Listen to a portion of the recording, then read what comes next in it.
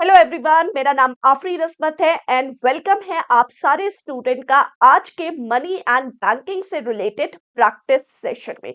तो देखिए, आप सारे स्टूडेंट्स के लिए मैं ये प्रैक्टिस सेशन लेकर आई हूं जो कि सिर्फ बैंकिंग अवेयरनेस से रिलेटेड नहीं है। आप अगर एसएससी, बैंक, यूपीएससी किसी भी एग्जाम की प्रिपरेशन कर रहे हो, ये सारे प्रैक्टिस सेशन आप लोगों के लिए यूजफुल होने वाले हैं। ठीक है, यहाँ पर ध्यान रखिएगा, मैंने जितने भी आप लोगों को क्वेश्चंस करवाए हैं, उसमें मैंने सिर्फ 4 ऑप्शन रखे हैं। 4 ऑप्शन रखने की सिर्फ यही एक वजह है कि सिर्फ बैंक वाले बच्चे ऐसे हैं जिनके आते हैं 5 ऑप्शन। 5 ऑप्शन कुछ भी हो, हमें इससे मतलब नहीं है। हमें क्वेश्चन करने से मतलब है। तो मनी एंड बैंकिंग से रिलेटेड मैंने आप सबको थ्योरी क्लासेस अभी काफी कंप्लीट करवाई है और अब मैं आप सारे स्टूडेंट्स को करवाने वाली हूँ मनी एंड बैंकिंग से रिलेटेड प्रैक्टिस सेशन। ठीक है, चलिए, उम्मीद करती हूँ कि आप सबके लिए ये सेशन यूजफुल होगा। स्टार्ट करते हैं with the very first question of the class.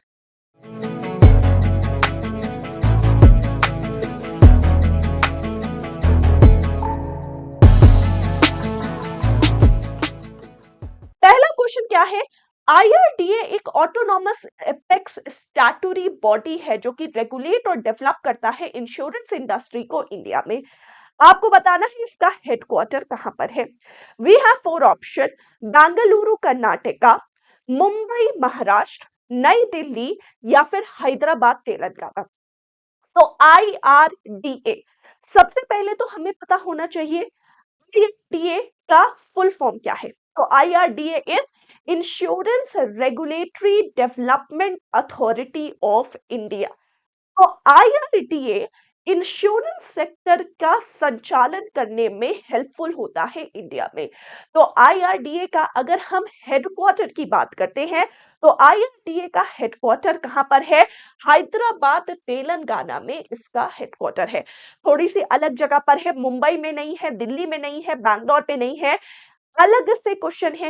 Hyderabad Telangana में कम ही जगह का हेडक्वार्टर होता है। तो हैदराबाद में IRDA insurance regulatory development authority of India का हेडक्वार्टर है। क्लियर है?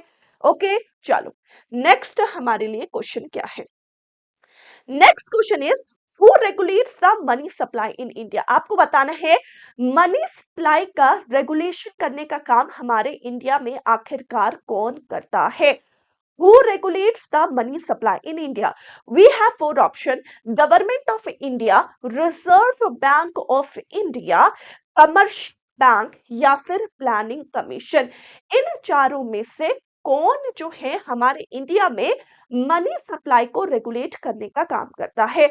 अगर हम बात करते हैं मनी सप्लाई के रेगुलेशन की, तो मैंने आप सबको RBI, reserve bank of India topic पढ़ाया था। मैंने आपको रिजर्व बैंक ऑफ इंडिया में एक टॉपिक बनाया था जिसे हम कहते थे मॉनेटरी पॉलिसीज। याद करो, बहुत ही ज्यादा डिटेल में मैंने आप सबको मॉनेटरी पॉलिसीज टॉपिक करवा रखा है।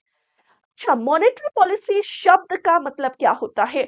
मॉनेटरी पॉलिसीज यानी कोई भी ऐसी पॉलिसी जो स्पेशली आरबीआई बनाता है, और वो इसलिए बनाता है कि हमारे बाजार में मनी सप्लाई को हम मैनेज कर सके, हमारे बाजार में मनी सप्लाई को हम रेगुलेट कर सके। तो भाई, मॉनेटरी पॉलिसीज बनाने के लिए रिस्पॉन्सिबल कौन है? मैंने आपको बताया था मॉनेटरी पॉलिसी कमिटी। लेकिन मैंने आपको यह भी बताया था कि अगर ऑप्शन में एमपीसी नहीं दिया है, तो हमें आरबीआई के साथ जाना है। एमपीसी, मॉनेटरी पॉलिसी कमिटी में 3 मेंबर आरबीआई से होते हैं और 3 मेंबर सरकार से होते हैं। लेकिन फिर भी अगर मॉनेटरी पॉलिसीज में देखा जाए, हमेशा जो एक अथॉरिटी है, जो एक डिसीजन मेकिंग है, वो किसके हाथों में होता है? डिसीजन मेकिंग हमेशा सरकार के, सॉरी, आरबीआई के हाथों में होता है। और इसीलिए भारत में मनी सप्लाई को रेगुलेट करने का काम कौन करता है? तो इंडिया में मनी सप्लाई को रेगुलेट करने का काम कौन करता है? आरबीआई यानी रिजर्व बैंक ऑफ इंडिया। यानी इस क्वेश्चन का करेक्ट आंसर क्या है? डी। जितने स्टूडेंट्स ने यहाँ पर बी आंसर दिया है, बिल्कुल सही, परफेक्ट और करेक्ट आंसर दिया है। क्लियर? ओके, नेक्स्ट क्वेश्चन हमारे लिए क्या है? अगर आरबीआई इंक्रीज करता है कैश रिजर्व रेशियो, सीआरआर मतलब कैश रिजर्व रेशियो, देन उसका पॉसिबल रीजन क्या होगा ये करने का, क्वेश्चन ये पूछा गया है। अब ये क्वेश्चन काफी दिमाग लगाने वाला क्वेश्चन है। ये क्वेश्चन ऐसा है जो आपको पहले समझना पड़ेगा, फिर उसके बाद करना पड़ेगा। आरबीआई इंक्रीज करता है कैश रिजर्व रेशियो। अब ध्यान से सोचो और समझो, कैश रिजर्व रेशियो क्या होता है। कैश रिजर्व रेशियो यानी हर बैंक के ऊपर एक कंपलसरी कंडीशन होती है कि उसके पास जितना भी टोटल डिपॉजिट है, उस टोटल डिपॉजिट का एक फिक्स्ड परसेंटेज उसे देना है आरबीआई को। और किस फॉर्म में देना है? कैश के फॉर्म में देना जरूरी है। तो उसे हम क्या कहेंगे? कैश रिजर्व रेशियो कहेंगे। ठीक है। अच्छा, कैश रिजर्व रेशियो अगर बढ़ता है तो इससे हमारे बाजार में मनी सप्लाई में क्या फर्क पड़ता है? पहले तो हमें यह पता होना चाहिए। कैश रिजर्व रेशियो देखो अगर बढ़ा, यानी हर बैंक अपने टोटल डिपॉजिट का ज्यादा हिस्सा किसके पास ले जा रहा है? आरबीआई के पास। यानी उसके पास खुद का डिपॉजिट क्या होगा? कम। अगर उसके पास खुद का डिपॉजिट ही कम है तो वो अपने कस्टमर्स को लोन कम देगा। कस्टमर को लोन कम देगा तो कस्टमर बाजार में खर्चा कम करेगा। और अगर बाजार में खर्चा कम करेगा तो बाजार की लिक्विडिटी यानी बाजार की तरलता क्या हो जाएगी? कम हो जाएगी। यानी अगर कैश रिजर्व रेशियो बढ़ेगा तो बाजार की लिक्विडिटी क्या हो जाएगी? कम। अच्छा, लिक्विडिटी कम हो रही है। अब यहां पर चार ऑप्शन है। इकोनॉमी रिसेशन में है। देखो, रिसेशन मंदी के समय हमारे पास पैसा कम ऑलरेडी होता है। अगर सीआरआर बढ़कर पैसा कम होगा, यहां पैसा और कम कर देंगे तो इकोनॉमी और रिसेशन में चली जाएगी। नहीं, ये रीजन नहीं हो सकता। दूसरा, डिमांड इकोनॉमी की रिड्यूस हो गई है। ऑलरेडी डिमांड कम हो गई है, पैसा कम होगा। मेरी जेब में अगर पैसा कम है तो मेरी डिमांड और कम हो जाएगी। तो इकोनॉमी की डिमांड ऑलरेडी कम है, सीआरआर बढ़ेगा, पैसा कम होगा, डिमांड और कम हो जाएगी। ये भी रीजन नहीं है। थर्ड, हमारी इकोनॉमी स्टैगफ्लेशन में है। स्टैगफ्लेशन यानी हमारी इकोनॉमी में बेरोजगारी है, महंगाई है, रिसेशन है। ज्यादा प्रोमिनेंट होता है स्टैगफ्लेशन में, हमारी जेबों में पैसा जो है वो कम ही होता है। पैसा कम को और कम करके हम कोई इकोनॉमी का भला नहीं कर सकते, ये भी नहीं हो सकता। चौथा सही लग रहा है, हमारी इकोनॉमी इन्फ्लेशन में है। इन्फ्लेशन के समय पर हमारी जेबों में हमेशा पैसा क्या होता है? ज्यादा होता है। इन्फ्लेशन के समय पर हमारी इकोनॉमी में पैसा हमेशा क्या होता है? ज्यादा होता है। पैसा ज्यादा है, हम डिमांड ज्यादा करते हैं। चीजें की डिमांड जैसे ही बढ़ती है मार्केट में महंगाई पैदा हो जाती है। ठीक है, ये तो हमें पता ही है ना? भाई, हमारी इकोनॉमी में इन्फ्लेशन है यानी लोगों की जेबों में पैसा ज्यादा है, इसीलिए डिमांड ज्यादा है और इसीलिए हमारी इकोनॉमी में महंगाई आ रही है।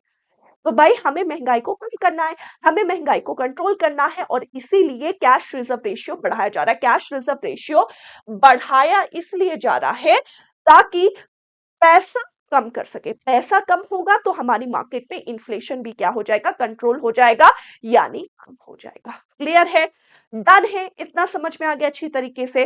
तो यानी हमेशा याद रखिएगा, मॉनेटरी पॉलिसीज में जैसे रेपो रेट अगर बढ़ाया गया, रिवर्स रेपो रेट अगर बढ़ाया गया, इसका असर लिक्विडिटी में पड़ता है। लिक्विडिटी हमारी अर्थव्यवस्था की कम हो जाती है। अच्छा, अगर हमारी इकोनॉमी की लिक्विडिटी कम हो रही है तो हमारी इकोनॉमी में अपने आप इन्फ्लेशन क्या हो रहा है? कंट्रोल हो रहा है। क्लियर? डन? ओके, नेक्स्ट हमारे लिए क्या है? Biggest holder of government of India dated securities is. अभी के समय पर गवर्नमेंट ऑफ इंडिया की जो डेटेड सिक्योरिटी है उसका सबसे बड़ा होल्डर हमारी इकोनॉमी में कौन है? आरबीआई है, एलआईसी है, एम्प्लॉइज प्रोविडेंट फंड है या फिर कमर्शियल बैंक है? चलिए प्लीज इस क्वेश्चन का करेक्ट आंसर देना स्टार्ट करिए सारे के सारे स्टूडेंट। एंड सारे के सारे स्टूडेंट प्लीज वीडियो को लाइक और शेयर जरूर से किया करिए। आप सारे के सारे स्टूडेंट्स जितना वीडियो को लाइक और शेयर करोगे उतने हमसे स्टूडेंट्स जुड़ेंगे। एंड आप सबको पता है कि मैं यहाँ पर 4 ऑप्शन क्यों रख रही हूँ। देखो, बैंकिंग वाले बच्चे एक ऐसे बच्चे हैं जिनके पास 5 ऑप्शंस आते हैं। 5वां ऑप्शन कुछ भी हो, हमें कोई फर्क नहीं पड़ता। 4 ऑप्शन क्योंकि मैक्सिमम एग्जाम में आते हैं, इसीलिए मैंने यहाँ पर 4 ऑप्शन ही रखे हैं। हमारी गवर्नमेंट ऑफ इंडिया की जो डेटेड सिक्योरिटीज है उसका सबसे बड़ा होल्डर आखिरकार कौन है? तो वो है, दैट इज, हाँ जी, अगर हम इस क्वेश्चन के करेक्ट आंसर की बात करते हैं, एलआईसी। वो कौन है? एलआईसी, नहीं, नॉट आरबीआई। मैक्सिमम बच्चे आप में से आरबीआई आंसर देने की कोशिश कर रहे हैं। It is not RBI, it is LIC. Clear? Okay, next question. Next question क्या है? Doctor Urjit Patel was associated with committee on which of the following topic. भाई, जो डॉक्टर उर्जित पटेल कमिटी है वो आखिरकार इसमें से कौन से टॉपिक से संबंधित कमिटी है? Monetary policy reform, financial inclusion, restructuring of FCI, या फिर fraud and malpractices in bank. चलिए इस क्वेश्चन का करेक्ट आंसर दीजिए। Doctor Urjit Patel committee. तो देखो, मैंने आपको बताया था हमारे इंडिया में monetary policies nowadays यानी अभी साल भर में एटलीस्ट 6 बार बनाई जाती है ना? लेकिन पहले मैंने आपको ये बताया था साल भर में सिर्फ 2 बार मॉनेटरी पॉलिसीज बनाई जाती थी, हर 6 महीने में एक बार। ये 2 बार से 6 बार का शिफ्ट हुआ, ये कौन सी कमिटी के रिकमेंडेशन में हुआ? उर्जित पटेल कमिटी के रिकमेंडेशन में हुआ। उर्जित पटेल कमिटी ही एक कमिटी है जो कि मॉनेटरी पॉलिसीज रिफॉर्म से संबंधित है, मौद्रिक नीतियों से संबंधित है। यानी इस क्वेश्चन का करेक्ट आंसर क्या है? ए। जितने स्टूडेंट्स ने यहाँ पर ए आंसर दिया है, बिल्कुल सही और परफेक्ट आंसर दिया है। क्लियर? ओके है, चलो बढ़िया। नेक्स्ट क्वेश्चन क्या है? आरबीआई ने रिसेंटली लॉन्च किया है S4A स्कीम। आपको बताना है फोर्थ एस आखिरकार क्या है? स्ट्रक्चर्ड, सस्टेनेबल, स्टेप, या फिर स्ट्रेस्ड। हाँ जी, S4A स्कीम। हाँ जी, चलिए प्लीज इस क्वेश्चन का सारे के सारे स्टूडेंट करेक्ट आंसर दीजिए। S4A स्कीम जो कि आरबीआई के द्वारा लॉन्च करी गई है, इसमें फोर्थ एस का आखिरकार फुल फॉर्म क्या है? ओके, S4A स्कीम का फुल फॉर्म क्या है? इस स्कीम फॉर, पहला एस क्या है? Scheme, scheme for restructuring of stressed asset, scheme for sustainable structuring, not restructuring. Scheme S, scheme for sustainable, second S is sustainable structuring of, third is stressed asset. समझ में आया? Scheme for sustainable structuring of stressed asset. तो चौथा S जो है वो है किससे रिलेटेड? स्ट्रेस्ड से रिलेटेड। ठीक है, पहला क्या है? स्कीम फॉर सस्टेनेबल, सेकंड क्या है? सेकंड है सस्टेनेबल, थर्ड क्या है? स्ट्रक्चरिंग, थर्ड एस इज क्या? स्ट्रक्चरिंग, और fourth S is stressed asset. ठीक है, तो scheme for sustainable structuring of stressed asset, done. S4A done. Okay, next question. RBI ने एक वेबसाइट लॉन्च करी ताकि फेक करेंसी नोट्स के बारे में अवेयरनेस क्रिएट की जा सके। आपको बताना है इस वेबसाइट का नाम क्या है। ठीक है, वी हैव 4 ऑप्शन। चलिए इस क्वेश्चन का करेक्ट आंसर देना स्टार्ट करिए सारे के सारे स्टूडेंट। एंड प्लीज वीडियो को लाइक और शेयर करो। जितने स्टूडेंट्स यहाँ पर वॉचिंग है, हर एक स्टूडेंट से रिक्वेस्ट है कि आपको वीडियो को ज्यादा से ज्यादा लाइक और शेयर करना है, ताकि हमसे यहाँ पर ज्यादा से ज्यादा स्टूडेंट जुड़ सकें। हाँ जी, ओके। चलो इस क्वेश्चन का करेक्ट आंसर दीजिए, सारे के सारे स्टूडेंट इस क्वेश्चन का करेक्ट आंसर दीजिए। आरबीआई ने लॉन्च किया है वेबसाइट ताकि वो अवेयरनेस क्रिएट कर सके फेक करेंसी के बारे में। तो इसका आखिरकार वेबसाइट का नाम क्या है? तो इस वेबसाइट का नाम है www.पैसाबोलताहै.com, यानी पैसा बोलता है .rbi.organization.in, यानी डी इस क्वेश्चन का करेक्ट आंसर है। क्लियर? ओके, चलो नेक्स्ट क्वेश्चन क्या है? How much stake does the government of India holds in NABARD? Government of India आखिरकार नाबार्ड में कितना प्रतिशत स्टेक होल्ड करती है? नाबार्ड का फुल फॉर्म क्या है? सारे के सारे स्टूडेंट को मैंने आपको क्लासिफिकेशन ऑफ बैंक पे नाबार्ड का फुल फॉर्म भी बता दिया था। नाबार्ड का फुल फॉर्म क्या है? National bank for agriculture and rural development, NABARD. ठीक है, नाबार्ड की स्थापना 1982 में करी गई। कौन सी कमिटी के रिकमेंडेशन में? तो शिव रमन कमिटी के रिकमेंडेशन में नाबार्ड की स्थापना करी गई। नाबार्ड में हमारे सरकार का कितना प्रतिशत शेयर है, स्टेक है? तो वो है 99% का, यानी बी इस क्वेश्चन का करेक्ट आंसर है। अब यहां से सारी चीज इंपॉर्टेंट है। नाबार्ड की स्थापना कब हुई? कौन सी कमिटी के रिकमेंडेशन पे नाबार्ड की स्थापना हुई? नाबार्ड का फुल फॉर्म क्या है? नाबार्ड का हेडक्वार्टर कहां पर है? तो कमेंट सेक्शन में प्लीज लिखना नाबार्ड का हेडक्वार्टर कहां पर है। मैंने क्वेश्चन क्या पूछा जो आपको कमेंट सेक्शन में लिखना है कि नाबार्ड का हेडक्वार्टर कहां पर है। क्लियर? डन? ओके, चलो नेक्स्ट हमारे लिए क्वेश्चन क्या है? Select the correct statement. MPC के ऊपर आपको करेक्ट स्टेटमेंट सेलेक्ट करनी है। पहला, ये रिलेटेड है आरबीआई से। What is MPC? MPC is monetary policy committee. What is MPC? Monetary policy committee. ये रिलेटेड है आरबीआई से। ये कमिटी में 6 मेंबर्स होते हैं। दोनों करेक्ट स्टेटमेंट है या फिर दोनों इनकरेक्ट स्टेटमेंट है? चलिए आंसर दीजिए, इस क्वेश्चन का करेक्ट आंसर क्या है? बहुत आसानी से आप सारे स्टूडेंट इस क्वेश्चन का करेक्ट आंसर दे सकते हो। हाँ जी guys, select the correct statement about MPC, monetary policy committee. तो अगर हम मॉनेटरी पॉलिसी कमिटी की बात करते हैं, क्या ये आरबीआई से रिलेटेड है? यस, क्योंकि मॉनेटरी पॉलिसी कमिटी रिस्पॉन्सिबल होती है मॉनेटरी पॉलिसीज को रेगुलेट करने के लिए। दूसरी इंपॉर्टेंट थिंग, ये कमिटी में 6 मेंबर है। यस, ये कमिटी में 6 मेंबर है, 3 मेंबर आरबीआई के और 3 मेंबर किसके? सरकार के। ठीक है, नेक्स्ट, दोनों से स्टेटमेंट सही है। यस, दोनों स्टेटमेंट सही है, यानी सी इस क्वेश्चन का करेक्ट आंसर है। जितने स्टूडेंट्स ने यहाँ पर सी आंसर दिया है, बिल्कुल सही, परफेक्ट और करेक्ट आंसर दिया है। कूल है?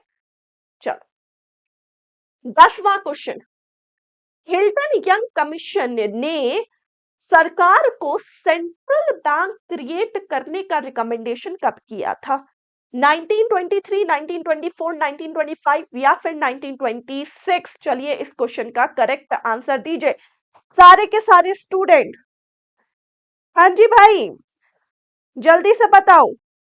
अगर हम इस क्वेश्चन का करेक्ट आंसर देते हैं तो इस क्वेश्चन का करेक्ट आंसर क्या है? हिल्टन यंग कमीशन ने आरबीआई यानी सेंट्रल बैंक बनाने के लिए हमारी सरकार को रिकमेंडेशन कब दिया था? तो मैंने आपको आरबीआई बताया था। 1926 में हिल्टन यंग कमीशन की रिकमेंडेशन आई। लीगल शेप मिला इस बिल को 1934 में, और इसकी स्थापना कब हुई? 1935 में। यानी इस क्वेश्चन का करेक्ट आंसर क्या है? डी। जितने स्टूडेंट्स ने डी आंसर दिया है, बिल्कुल सही आंसर दिया है। इजी क्वेश्चन था लेकिन इंपॉर्टेंट क्वेश्चन था। हिल्टन यंग कमीशन को हम और किस नाम से जानते हैं? कमेंट सेक्शन में इसका आंसर देंगे। Hilton Young commission is also known as Hilton Young commission को हम और किस नाम से जानते हैं? Please answer the question. Okay, next, variation in cash reserve ratio and open market operation, ये आखिरकार किसका इंस्ट्रूमेंट है? Please answer the question. भाई अगर कैश रिजर्व रेशियो में बदलाव आ रहा है या ओपन मार्केट ऑपरेशन में बदलाव आ रहा है, तो आपको बताना है ये आखिरकार इसमें से किसका या कौन सी पॉलिसी के अंडर आता है? Budgetary policy, trade policy, fiscal policy या फिर मॉनेटरी पॉलिसी? चलिए प्लीज इस क्वेश्चन का करेक्ट आंसर दीजिए। तो अगर हम इस क्वेश्चन के करेक्ट आंसर की बात करते हैं तो इस क्वेश्चन का करेक्ट आंसर है मॉनेटरी पॉलिसी। बहुत इजी है। मॉनेटरी पॉलिसी में आता है repo, reverse repo, cash reserve ratio, bank rate, marginal cost, lending rate, ये सारी चीजें इसी के अंदर आती है। तो सीआरआर है, ओपन मार्केट ऑपरेशन है, सब मॉनेटरी पॉलिसी है। तो इस क्वेश्चन का करेक्ट आंसर क्या है? डी। नेक्स्ट क्वेश्चन, चलिए please answer the question. Minimum reserve system के अंदर आरबीआई को आखिरकार गोल्ड और फॉरेन एक्सचेंज रिजर्व पर कितना मेंटेन करने की जरूरत है? सबसे पहले मिनिमम रिजर्व सिस्टम होता क्या है? मिनिमम रिजर्व सिस्टम वो मिनिमम अमाउंट या फिर वो मिनिमम रिजर्व है जो आरबीआई को अपने पास ऑल टाइम मेंटेन रखना है अगर उसे करेंसी की फ्रेश प्रिंटिंग करनी है। तो टू प्रिंट न्यू करेंसीज, नए नोटों की छपाई के लिए एक पर्टिकुलर अमाउंट, एक पर्टिकुलर डिपॉजिट आरबीआई को ऑल टाइम अपने पास मेंटेन करना होता है, कुछ गोल्ड के फॉर्म पे और कुछ और फॉरेन एक्सचेंज रिजर्व्स के फॉर्म पर। तो आपको ये बताना है उसका मिनिमम अमाउंट आखिरकार क्या है? 100 करोड़, 150 करोड़, 200 करोड़ या फिर 250 करोड़? चलिए इस क्वेश्चन का करेक्ट आंसर दीजिए सारे के सारे स्टूडेंट। हाँ जी, प्लीज आंसर दी क्वेश्चन। हाँ जी। तो अगर इस क्वेश्चन के करेक्ट आंसर की गाइस बात करते हैं तो इस क्वेश्चन का करेक्ट आंसर क्या है? इस क्वेश्चन का करेक्ट आंसर है दैट इज सी, यानी 200 करोड़। अब 200 करोड़ में कितना गोल्ड के फॉर्म पे है और कितना अदर फॉर्म पे है, ये हम नेक्स्ट क्वेश्चन में पढ़ेंगे। लेकिन आप ये समझ गए हो, यानी 200 करोड़ ऑल टाइम आरबीआई को अपने पास डिपॉजिट मेंटेन करना है अगर उसे प्रिंटिंग ऑफ न्यू करेंसी करनी होगी। तो इस क्वेश्चन का करेक्ट आंसर क्या है? सी। यहां पर जितने स्टूडेंट ने सी आंसर दिया है बिल्कुल सही आंसर दिया है। ठीक है, ओके, नेक्स्ट क्वेश्चन। अब यहां पर मैंने क्वेश्चन क्या पूछा है? Out of gold and foreign exchange reserves of India, यानी मिनिमम रिजर्व सिस्टम के अंदर गोल्ड और फॉरेक्स रिजर्व होते हैं, उसमें कितना मिनिमम वैल्यू गोल्ड की पूछा गया है? गोल्ड की कितनी मिनिमम वैल्यू होती है? चलिए प्लीज आंसर दी क्वेश्चन। तो 200 crore is the minimum deposit, ठीक है, जिसमें अगर हम गोल्ड की बात करते हैं तो गोल्ड होता है 115 करोड़, ठीक है, एंड द रेस्ट 85 करोड़ वो आप फॉरेक्स रिजर्व के फॉर्म पर मेंटेन कर सकते हैं। ठीक है, ओके है, डन है। चलो next question 14। Imperial bank of India अपने नेशनलाइजेशन के बाद आखिरकार किस नाम से जाना जाता है? बड़ा इजी क्वेश्चन है, बहुत डिटेल में ऑलरेडी मैं आपको पढ़ा चुकी हूं, ऑलरेडी मैं आपको करवा चुकी हूं। चलिए बताइए। हाँ जी, तो इंपीरियल बैंक ऑफ इंडिया अपने नेशनलाइजेशन के बाद आखिरकार इसमें से किस नाम से जाना जाता है? तो अगर हम बात करते हैं रिजर्व बैंक ऑफ इंडिया, तो रिजर्व बैंक ऑफ इंडिया अपने नेशनलाइजेशन के बाद एसबीआई यानी स्टेट बैंक ऑफ इंडिया के नाम से जाना जाता है। ठीक है, अच्छा, कमेंट सेक्शन में मुझे ये बताएं कि कौन से 3 प्रेसिडेंसी बैंकों को मर्ज करके इंपीरियल बैंक ऑफ इंडिया बनाया गया? आप सारे स्टूडेंट को कमेंट सेक्शन में आंसर क्या लिखना है? कौन से 3 प्रेसिडेंसी बैंक को मर्ज करके इंपीरियल बैंक ऑफ इंडिया को बनाया गया? अच्छा, इंपीरियल बैंक ऑफ इंडिया का नेशनलाइजेशन, राष्ट्रीयकरण कब हुआ? 1955। और इंपीरियल बैंक ऑफ इंडिया के नेशनलाइजेशन यानी राष्ट्रीयकरण के बाद उसे स्टेट बैंक ऑफ इंडिया के नाम से जाना जाता है। ठीक है, ओके। नेक्स्ट, शेड्यूल्ड बैंक आखिरकार किसके अंदर रजिस्टर्ड होना जरूरी है? वेरी इजी क्वेश्चन, बहुत ही इजी, बहुत ही आसान, बहुत ही आसानी से आप इस क्वेश्चन का करेक्ट आंसर दे सकते हो। चलो बताओ, शेड्यूल्ड बैंक को आखिरकार किसके अंदर रजिस्टर्ड होना जरूरी है? शेड्यूल्ड बैंक, हाँ जी, प्लीज आंसर दी क्वेश्चन। सारे के सारे student please answer the question. चलो हम बात करते हैं, अगर तो शेड्यूल्ड बैंक को आखिरकार इसमें से किसके अंदर रजिस्टर्ड होना जरूरी है? तो शेड्यूल्ड बैंक को आरबीआई एक्ट 1934 के सेकेंड शेड्यूल यानी दूसरी सूची के अंदर रजिस्टर्ड होना जरूरी है। तो आरबीआई के अंदर होना जरूरी है, आरबीआई एक्ट 1934 के कौन से शेड्यूल यानी सेकेंड शेड्यूल। ठीक है, next, which of the following bank notes is not included in star series note? ठीक है, ये क्वेश्चन जो है आप सारे के सारे स्टूडेंट मुझे कमेंट सेक्शन में आंसर देंगे। ठीक है, स्टार सीरीज नोट में आखिरकार इसमें से कौन सा बैंक नोट इंक्लूडेड है? ठीक है, इसका आंसर जो भी करेक्ट देगा कमेंट सेक्शन में, मैं उसका जो है कमेंट या तो लाइक करूंगी या फिर उसमें रिप्लाई करूंगी। ठीक है, okay. Next question. Which of the following does not help in controlling money supply? Sorry. Money supply को कंट्रोल करने में आखिरकार इसमें से क्या चीज हेल्पफुल नहीं है? Free market policy, cash reserve ratio, bank rate या फिर चेंज इन मार्जिन रिक्वायरमेंट्स? चलो इस क्वेश्चन का करेक्ट आंसर दीजिए। हाँ जी, इसमें से क्या चीज हेल्पफुल नहीं होता मनी सप्लाई को कंट्रोल करने के लिए? और सबसे पहले मनी सप्लाई को कंट्रोल करने के लिए हेल्पफुल क्या क्या होता है ये देख ले। क्या कैश रिजर्व रेशियो होता है? यस। बैंक रेट होता है? यस। मार्जिन रिक्वायरमेंट होता है? यस। ये सब तो मॉनेटरी पॉलिसीज पार्ट ही है। मॉनेटरी पॉलिसीज तो बनाई ही जाती है मनी सप्लाई को मेंटेन और रेगुलेट करने के लिए। Free market policy odd one out लग रहा है। फ्री मार्केट पॉलिसी क्या होता है? जब चीजों की कीमतें फ्रीली मार्केट में डिमांड और सप्लाई के फंक्शन पर बेस्ड हो। चीज की कीमतें डिमांड एंड सप्लाई के फंक्शन पे बेस्ड है, इससे हमारा कोई भी लेना देना नहीं है मनी सप्लाई से। और इसीलिए इस क्वेश्चन का करेक्ट आंसर क्या है? ए। यहाँ पर जितने स्टूडेंट्स ने ए आंसर दिया है बिल्कुल करेक्ट और सही आंसर दिया है। Cool, okay. Next question, notes जो हमारे इंडिया में इशू होते हैं वो आखिरकार इसमें से किस चीज के ऊपर बेस्ड होते हैं? वेरी इजी क्वेश्चन, अभी तो डिटेल में बताया। हमारे इंडिया में जो नोट्स होते हैं वो मिनिमम रिजर्व सिस्टम के ऊपर बेस्ड होते हैं। 200 करोड़ का रिजर्व होना चाहिए। 200 करोड़ में कितना कितना होना चाहिए? गोल्ड होना चाहिए 115 और रेस्ट होना चाहिए 85 इन अदर फॉर्म। तो बहुत सिंपल है, बी इस क्वेश्चन का करेक्ट आंसर है। Minimum reserve system is the correct answer. Clear? Done है गाइस? ओके, चलो नेक्स्ट क्वेश्चन क्या है?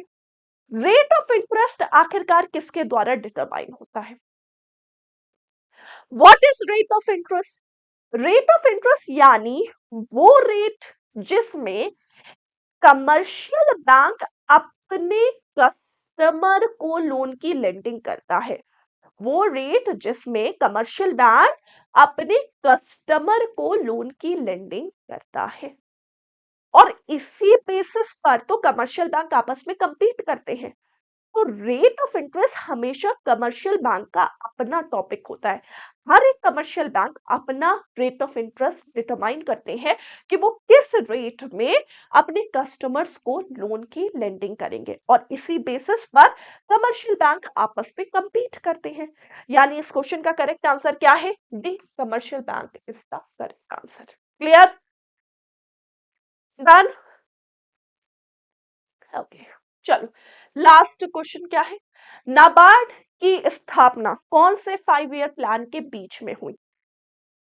हाँ जी भाई, चलिए इस क्वेश्चन का करेक्ट आंसर दीजिए। हाँ जी, चलिए please answer the question. NABARD की स्थापना कौन से 5 ईयर प्लान के बीच में हुई? NABARD was establish in year 1982।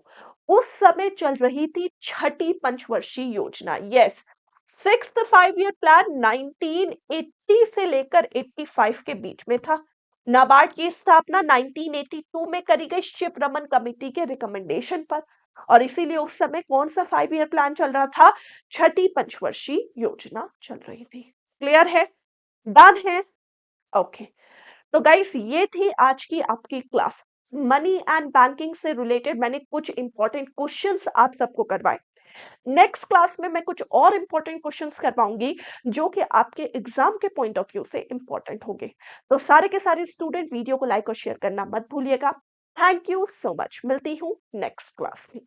Bye bye, take care.